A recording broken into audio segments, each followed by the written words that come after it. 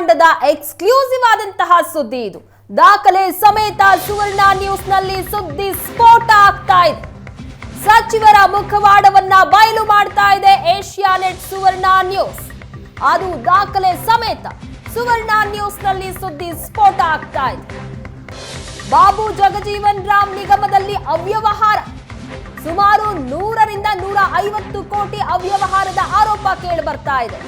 2020 ರಿಂದ 2025 ನಡೆದಂತಹ ಅವ್ಯವಹಾರದ ಆರೋಪ, 100 ರಿಂದ 150 ಕೋಟಿ ಅವ್ಯವಹಾರ ಆಗಿದೆ ಬಾಬು ಜಗಜೀವನ್ ರಾಮ್ ನಿಗಮದಲ್ಲಿ ಅನ್ನುವಂತ ಆರೋಪ ಕೇಳಿ ಬರ್ತಾ ಇದೆ.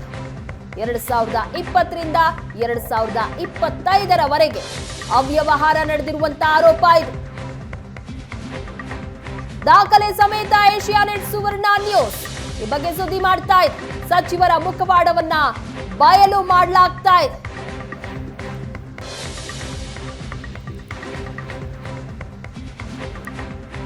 ಎರಡ್ 2020 ರಿಂದ 2025 ನಡೆದ ಅವ್ಯವಹಾರದ ಆರೋಪ ಇದು. ಸಮಾಜ ಕಲ್ಯಾಣ ಸಚಿವ ಮಹದೇವಪ್ಪ ವಿರುದ್ಧ ಎಫ್ಐಆರ್ ದಾಖಲಾಗಿದೆ. ಸಚಿವ ಮಹದೇವಪ್ಪ ಸೇರಿ 5 ವಿರುದ್ಧ ದೂರು ದಾಖಲಾಗಿದೆ. ಭ್ರಷ್ಟಾಚಾರದ ಆರೋಪದ ಅಡಿಯಲ್ಲಿ ಲೋಕಾಯುಕ್ತಕ್ಕೆ ದೂರನ್ನು ನೀಡಲಾಗಿದೆ. ಸಚಿವ ಮಹದೇವಪ್ಪ, ಆಯುಕ್ತ ಡಾಕ್ಟರ್ ರಾಜೇಶ್ ಕುಮಾರ್, ಸಮಾಜ ಕಲ್ಯಾಣ ಇಲಾಖೆ ನಿರ್ದೇಶಕ ಮಣಿವಣ್ಣನ್, ಮಾಜಿ ಎಂಡಿ ನಟರಾಜ್, ಹಾಲಿ ಎಂಡಿ ವಸುಂಧರಾ ವಿರುದ್ಧ ದೂರು ದಾಖಲಾಗಿದೆ. ನಿಗಮದ ಹಣ ದುರ್ಬಳಕೆ, ಭ್ರಷ್ಟಾಚಾರದ ಆರೋಪ ಕೇಳಿ ಬರ್ತಾ ಇದೆ. ಅಕ್ರಮದಲ್ಲಿ ಸಚಿವರು, ಅಧಿಕಾರಿಗಳು ಶಾಮೀಲಾಗಿದ್ದಾರೆ. ಈ ಬಗ್ಗೆ ಹೆಚ್ಚಿನ ಡೀಟೇಲ್ಸ್ ಕೊಡ್ತಾರೆ ನಮ್ಮ ಪ್ರತಿನಿಧಿ ರಮೇಶ್. ಬಾಬು ಜಗಜೀವನ್ ರಾಮ್ ನಿಗಮದಲ್ಲಿ ಆಗಿರುವಂತಹ ಅವ್ಯವಹಾರ ಎಷ್ಟು ದೊಡ್ಡ ಪ್ರಮಾಣದ್ದು ಅನ್ನುವಂಥದ್ದು ಗೊತ್ತಾಗ್ತಾ ಇದೆ. ಹೆಚ್ಚಿನ ಡೀಟೇಲ್ಸ್ ಕೊಡೋದಾದ್ರೆ ಯಾರ ಮೇಲೆಲ್ಲ ಆರೋಪ ಕೇಳಿ ಬರ್ತಾ ಇದೆ? ಪ್ರಗತಿ ಅಂದ್ರೆ ಬಾಬು ಜಗಜೀವನ್ ರಾಮ್ ಚರ್ಮ ಅಭಿವೃದ್ಧಿ ನಿಗಮ ಏನಿದೆ, ನಿಗಮದಲ್ಲಿ 2020 ರಿಂದ 2025 ಸುಮಾರು 100 ರಿಂದ 150 ಕೋಟಿ ರೂಪಾಯಿ ಅವ್ಯವಹಾರ ನಡೆದಿದೆ ಅಂತೇಳಿ ಒಂದು ಸಾಮಾಜಿಕ ಕಾರ್ಯಕರ್ತ ಮತ್ತು ಆರ್ಟಿಐ ಕಾರ್ಯಕರ್ತ ಶ್ರೀನಾಥ್ ಅನ್ನೋರು ಲೋಕಾಯುಕ್ತ ಪೊಲೀಸರಿಗೆ ದೂರನ್ನ ಕೂಡ ಕೊಟ್ಟಿದ್ದಾರೆ. ಇದರಲ್ಲಿ ಪ್ರಮುಖವಾಗಿ ಎಚ್ ಸಿ ಮಹದೇವಪ್ಪ, ಸಮಾಜ ಕಲ್ಯಾಣ ಇಲಾಖೆ ಸಚಿವರು, ಜೊತೆಗೆ ಈಗ ಸದ್ಯ ಆಯುಕ್ತರಾಗಿರುವಂತಹ ಇಲಾಖೆ ಆಯುಕ್ತರಂತ ರಾಜೇಶ್ ಕುಮಾರ್, ಜೊತೆಗೆ ಮಣಿವಣ್ಣನ್, ಇಂದಿನ ಅಂದ್ರೆ ಈ ಹಿಂದೆ ಇದ್ದಂತ ಅಧ್ಯಕ್ಷ ನಿಗಮದ ನಟರಾಜ್ ಮತ್ತೆ ಈ ಸದ್ಯದ ಇರುವಂತಹ ವಸುಂಧರಾ ವಿರುದ್ಧ ದೂರನ್ನ ಕೂಡ ಕೊಟ್ಟಿರುವಂತದ್ದು. ಇಲ್ಲಿ ಪ್ರಮುಖವಾಗಿ ಆರೋಪವನ್ನು ಮಾಡ್ತಾ ಇರುವಂತದ್ದು ಏನಂದ್ರೆ 2020 ರಿಂದ 2025 ಈ ನಿಗಮದಲ್ಲಿ ಏನೆಲ್ಲ ವ್ಯವಹಾರಗಳು ನಡೆದಿದೆ ಅನ್ನುವಂತ ನಿಟ್ಟಿನಲ್ಲಿ ಆಡಿಟ್ ಅನ್ನ ಕೊಡ್ತಾ ಇಲ್ಲ.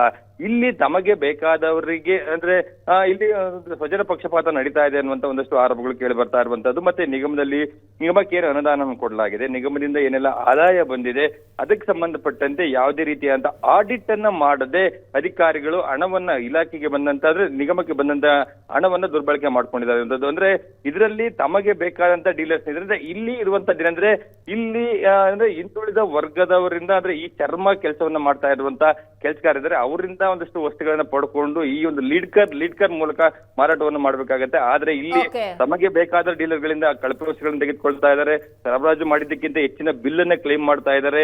ಜೊತೆಗೆ ಇಲ್ಲಿ ಈ ಕಳೆದ 4-5 ವರ್ಷಗಳಿಂದ ಏನೆಲ್ಲ ವ್ಯವಹಾರಗಳು ನಡೆದಿದೆ ಅದಕ್ಕೆ ಸಂಬಂಧಪಟ್ಟ ದಾಖಲೆಗಳನ್ನ ಅಂದ್ರೆ ಮೇಂಟೈನ್ ಮಾಡದೆ, ಮತ್ತೆ ಜೊತೆಗೆ ಸೂರ್ಯ ಎಂಟರ್ಪ್ರೈಸಸ್ ಅನ್ನುವಂತ ಒಂದು ಕಂಪನಿಗೆ ಕೋಟ್ಯಾಂತರ ರೂಪಾಯಿ ಹಣ ಅಂದ್ರೆ ಕೆಲಸವನ್ನ ಕೊಟ್ಟು ಹಣ ಲೂಟಿ ಮಾಡಿದ್ದಾರೆ ಅನ್ನುವಂತ ಸಾಕಷ್ಟು ಆರೋಪಗಳನ್ನ ಶ್ರೀನಾಥ್ ಮಾಡ್ತಾ ಇರುವಂತದ್ದು. ಇದಕ್ಕೆ ಸಂಬಂಧಪಟ್ಟಂತೆ ಒಂದಷ್ಟು ದಾಖಲೆಗಳ ಸಮೇತ ಲೋಕಾಯುಕ್ತಕ್ಕೆ ದೂರನ್ನ ಕೂಡ ಕೊಟ್ಟಿದ್ದಾರೆ. ಈ ದೂರಿಗೆ ಸದ್ಯ ಎಫ್ಐಆರ್ ಆಗಿರುವ ಸಂಬಂಧಪಟ್ಟಂತೆ ಇನ್ನೊಂದಷ್ಟು ಖಚಿತವಾದ ಮಾಹಿತಿಗಳು ಲಭ್ಯ ಆಗ್ತಿಲ್ಲ. ಈ ದೂರು ಕೇವಲ ಪಿಟಿಷನ್ ಆಗಿ ಉಳಿಯುತ್ತಾ ಅಥವಾ ಈ ಎಫ್ಐಆರ್ ನ ದಾಖಲು ಮಾಡಿಕೊಂಡು ಸಚಿವರ ವಿರುದ್ಧ ತನಿಖೆಯನ್ನ ಮಾಡ್ತಾರ ಲೋಕಾಯುಕ್ತ ಅಧಿಕಾರಿಗಳು ಅನ್ನುವಂಥದ್ದು ಸದ್ಯಕ್ಕಿರುವಂತಹ ಪ್ರಶ್ನೆ.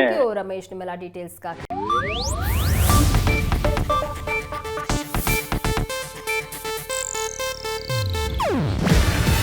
ಇದು ಏಷ್ಯಾನೆಟ್ ನ್ಯೂಸ್ ನೆಟ್ವರ್ಕ್ ಪ್ರಸ್ತುತಿ. ನೀವು ನೋಡ್ತಿದ್ದೀರಾ ಏಷ್ಯಾನೆಟ್ ಸುವರ್ಣ ನ್ಯೂಸ್.